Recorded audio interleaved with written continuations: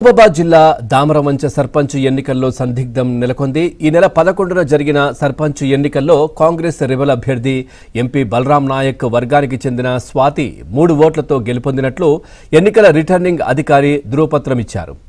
కానీ ఇవాళ జరిగే ప్రమాణ స్వీకారానికి కాంగ్రెస్ ఎమ్మెల్యే మురళీనాయక్ వర్గానికి చెందిన సనప సుజాతకు ఆహ్వానం పలికారు. అంతేకాక సుజాతే గెలుపొందిందని ఎన్నికల రిటర్నింగ్ అధికారి మరో ధృవీకరణ పత్రం అందజేశారు. దీంతో సర్పంచ్ ఎవరనే సందేహంలో గ్రామస్తులు ఉన్నారు. ఎలాంటి అవాంఛనీయ ఘటనలు జరగకుండా గ్రామంలో పోలీసులు భారీగా మోహరించారు.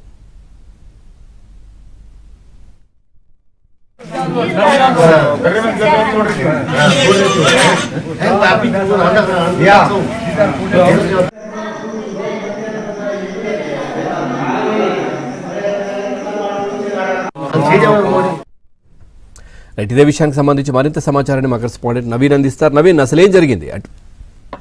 పవన్, మహబూబాబాద్ జిల్లా గూడూరు మండలం దామరవంచ గ్రామ పంచాయతీకి సంబంధించి సర్పంచ్ ఎవరు అనేది ఇంకా సందిగ్ధత వీడలేదు. ఇవాళ ప్రమాణ స్వీకారం సందర్భంగా 2 వర్గాలకు సంబంధించినటువంటి వాళ్ళు వచ్చారు.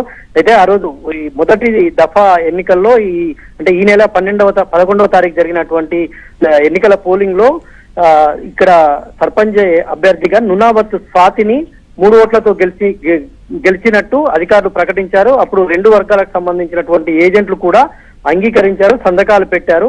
తర్వాత ఆ 3 ఓట్లతో నునావత్ స్వాతి, ఆమె కాంగ్రెస్ బలపరిచినటువంటి రెబల్ అభ్యర్థి, కాంగ్రెస్ పార్టీకి రెబల్ అభ్యర్థిగా ఉన్నటువంటి స్వాతి గెలుపొందినట్టు మొదట రిటర్నింగ్ అధికారి ఆమెకు ధృవీకరణ పత్రం కూడా అందజేశారు. తర్వాత నిన్న సాయంత్రం మళ్ళీ ఆమె ప్రత్యర్థిగా ఉన్నటువంటి కాంగ్రెస్ బలపరిచినటువంటి అభ్యర్థి సుజాతకు మళ్ళీ అదే రిటర్నింగ్ అధికారి సుజాత గెలుపొందినట్టు మళ్ళీ ఒక ధృవీకరణ పత్రం ఇచ్చారు.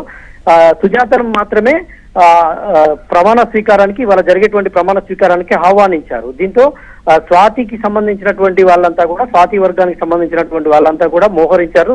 మొదట తమకిచ్చి మళ్ళీ ఇప్పుడు అలా ఎలా సాధ్యమవుతుంది అనేటువంటిది వాళ్ళు ప్రశ్నిస్తూ ఉన్నారు.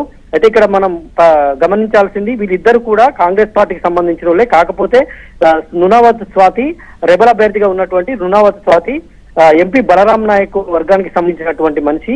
ఈ తర్వాత ప్రకటించినటువంటి సుజాత అనేటువంటి కాంగ్రెస్ అభ్యర్థి స్థానిక శాసనసభ్యుడు మురళీ నాయక్ వర్గానికి సంబంధించినటువంటి వాళ్ళు. అయితే వీళ్ళిద్దరి 2 వర్గాలకు కొంతకాలం నుంచి పడడం లేదు.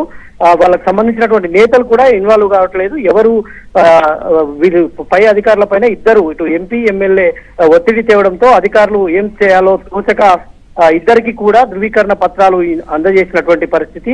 ఈ నేపథ్యంలో ఇవాళ ప్రమాణ స్వీకారం ఉన్నటువంటి నేపథ్యంలో గొడవలు జరిగేటువంటి అవకాశం ఉన్నందున 2 వర్గాలకు సంబంధించినటువంటి సుజాత అయితే లోపలికి వెళ్ళింది, స్వాతి కూడా తాను ప్రమాణ స్వీకారం చేయడానికి అక్కడికి వచ్చింది. ఈ 2 వర్గాలకు సంబంధించినటువంటి వాళ్ళు కూడా వచ్చారు. పోలీసులు మాత్రం భారీగా మోహరించారు. ఉద్రిక్తత